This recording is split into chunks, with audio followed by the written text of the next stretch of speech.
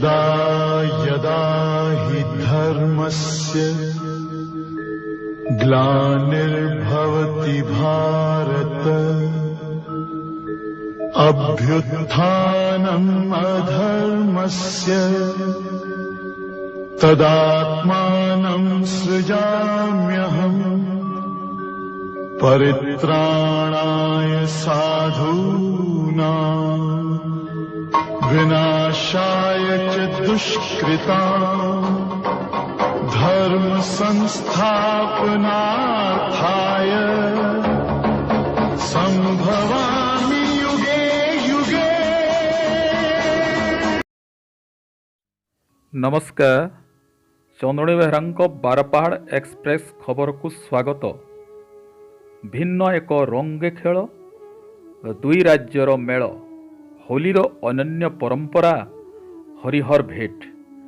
देशर विभिन्न अंचल विभिन्न ढंगरे पवित्र होली पर्व को पालन कर बेले ओडिशार सीमांतवर्ती बरगढ़ जिल्लार रुचिदा ग्राम पंचायत अंतर्गत बड़धरा ग्राम एवं छत्तीसगढ़ राज्यर रायगढ़ जिला सरिया थाना अंतर्गत बड़े नुआपरा ग्राम अनुष्ठित होइथिला छत्तीसगढ़ ओडिशार महासंस्कृतिर महामिलन हरिहर भेट। प्रतिवर्ष परी ए वर्ष मध्य सबुटु अनन्य सबुटु न्यारा प्रेम भाईचारार वार्ता बहन करुथिबा आध्यात्मिक परिपूर्ण एठिकार एही होली पर्व ओडिशा छत्तीसगढ़ राज्यवासींकर मिलनर पर्व जातीय स्तर रे अंतर्जातीय स्तर रे परिचय आनी देई थाई। हरिहर भेट भावरे प्रसिद्ध अर्जन करिथिबा एही महामिलन पर्व रंग अबीरर आहुरी उत्सव मुखर और आहुरी रोमांचकर होई उठिथिला। ओडिशा राज्यरु गरुड़ वाहन सुसज्जित रथरे विष्णु भगवान हरि, छत्तीसगढ़ राज्यरु वृष वाहन सुसज्जित रथरे महामहादेव हर घंट शंख मृदंगरे भव्य शोभायात्रा एका समय दौलटिकरा को पदार्पण करथिले। उभय राज्यर समवेत भक्त श्रद्धालु परस्पर होली रंगर लगैबा सह जुहार भेटघाट होइथिला। ओडिसी राज्यर बड़े नुआपरा ग्रामर गौतिया चिंतामणि साहा, घनश्याम साहा, टेकराम साहा, तुलाराम साहा, जादव चंद्र साहा, मनोहर साहा, पुरंधर साहा, प्रेमानंद साहा, पुरुषोत्तम साहा, दिलेश्वर साहा एवं ओडिशा राज्य बड़धरा ग्रामर स्वर्गत मानेश्वर प्रधान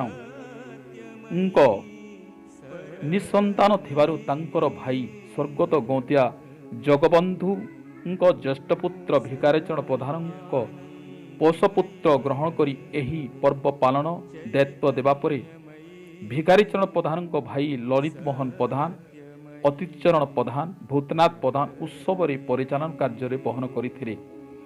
भारतर पराधीनता थिबा बेले 1927 छत्तीसगढ़ राज्यर बड़े नुआपरा ग्रामर जागेश्वर साहा और ओडिशा राज्यर बड़धरा ग्रामर त्रिलोचन प्रधान बंधुत्वर सुदृढ़ रखिबा पाई उभय गौतिया मानसिक रखी दौलटिकारे पाखरे प्रथम उद्योगत भावे हरिहर भेट होइथिला बोली ग्रामर पुरखा लोके प्रकाश करती।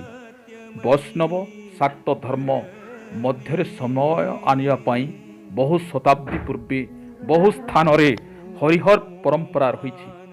नरसिंहनाथ मंदिर परिचित हरिहर पंकत एहार एक निदर्शन। प्राचीन काल रे एही अंचलर कोसल प्रदेश भावे परिचित थिला।